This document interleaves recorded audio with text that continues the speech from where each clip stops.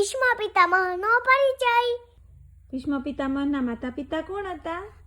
માતા ગંગા, પિતા શાંતનુ. ભીષ્મ પિતામહનો જન્મ ક્યાં થયો હતો?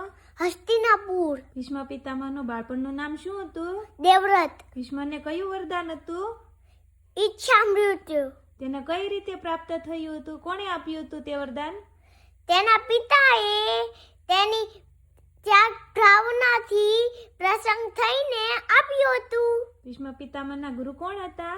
પરશુરામજી. મહાભારતના યુદ્ધમાં ભીષ્મ પિતામહ કોના પક્ષે લડ્યા હતા? કૌરવ. મહાભારતના યુદ્ધમાં ભીષ્મ પિતામહ કેટલા દિવસ સુધી સેનાપતિ રહ્યા હતા? પ્રથમ 10 દિવસ. ભીષ્મ પિતામહ કેટલામાં દિવસે બાણોની પથારી પર પોઢ્યા હતા? યુદ્ધના 10મા દિવસે. ભીષ્મ પિતામહે ક્યારે દેહ ત્યાગ કર્યો હતો? ઉત્તરાયણના દિવસે.